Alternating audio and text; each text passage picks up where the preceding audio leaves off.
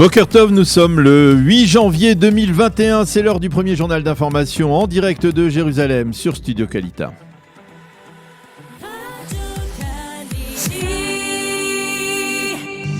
Et oui, on rejoint notre correspondant à Jérusalem, Daniel Haïk. Bonjour Daniel, ce qui fait la une de l'actualité israélienne. Israël est entré cette nuit dans un troisième confinement qui devrait paralyser l'activité du pays pendant au moins 2 semaines.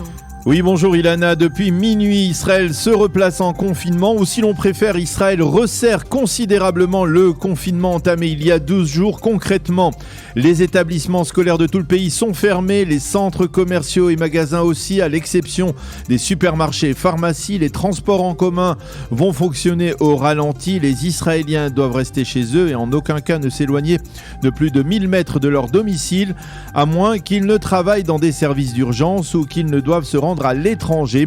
Les rassemblements de plus de 10 personnes à l'extérieur sont interdits, seules exceptions les Brit Mila et mariages avec 20 personnes maximum. Le ministère de la Santé a annoncé que 7800 malades avaient été recensés pour la journée de mercredi. Et puis Benjamin Netanyahou a annoncé hier soir une bonne nouvelle aux Israéliens. Oui, monsieur Netanyahou qui s'est exprimé dans une intervention télévisée à la télévision, donc sur les 3 chaînes de télévision israéliennes, a annoncé qu'il avait conclu un accord avec le directeur général de Pfizer, Albert Bourla, un accord qui va permettre d'acheminer dès dimanche 1 million de doses de vaccins. Selon le Premier ministre, cet accord va permettre à tout citoyen israélien âgé d'au moins 16 ans de se faire vacciner d'ici la fin du mois de mars prochain. Je peux vous annoncer que cette année, nous célébrerons le Seder de Pessah ensemble, en famille, grands-parents, parents et enfants, a promis le Premier ministre. Selon l'accord conclu avec Pfizer, Israël deviendra un pays modèle de référence pour le consortium et il lui fournira des données statistiques sur l'impact du vaccin sur l'ensemble de la population vaccinée. On poursuit avec l'actualité internationale, direction les États-Unis. Washington qui pense ses plaies après les émeutes provoquées par les supporters de Donald Trump au Capitole. Oui, et durant la nuit, le président sortant a à nouveau promis de procéder à une passation de pouvoir dans les règles. Il a condamné ses supporters qui ont pris d'assaut le Congrès américain mercredi soir. Ils ne représentent pas les États-Unis et seront traduits en justice. L'heure de la réconciliation a sonné, a encore dit le président sortant Donald Trump. Le procureur de l'État de Washington a fait savoir qu'il envisageait d'interroger le président à propos de ses déclarations lors du discours qui a précédé le déclenchement des émeutes. Ceci étant, ces événements provoquent une terrible onde de choc au sein même de l'administration Trump qui compte les jours avant le départ de la Maison-Blanche. La ministre de l'Éducation américaine Betsy DeVos a déposé sa démission pour protester contre le rôle d'incitateur joué par le président Trump. Peu avant, la ministre des Transports avait elle aussi démissionné.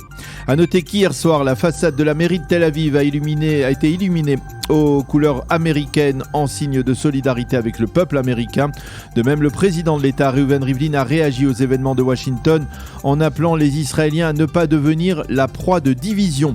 Nous devons garantir qu'en dépit des différences qui nous séparent, la démocratie nous protégera en tant que peuple, a dit le président Rivlin. Et puis on reste en Israël sur la scène politique, on évoque ces nouvelles tensions entre Benjamin Netanyahou et Benny Gantz et cette fois autour du dossier iranien. Oui, le Premier ministre aurait réclamé une forme d'autorité exclusive dans le dossier du nucléaire iranien. Dans une lettre envoyée à Benny Gantz, le conseiller à la sécurité nationale Meir Ben Shabbat, qui est très proche de Benjamin Netanyahou, a indiqué que désormais la politique iranienne sera déterminée uniquement par le Premier ministre. Mais Benny Gantz n'a pas l'intention de se laisser faire. Il accuse M. Netanyahou de vouloir contourner les instances du ministère de la Défense qui sont aussi en charge de ce dossier délicat. Pour Gantz, la question iranienne ne peut être l'affaire personnelle du Premier ministre. C'est la fin de ce premier journal d'information.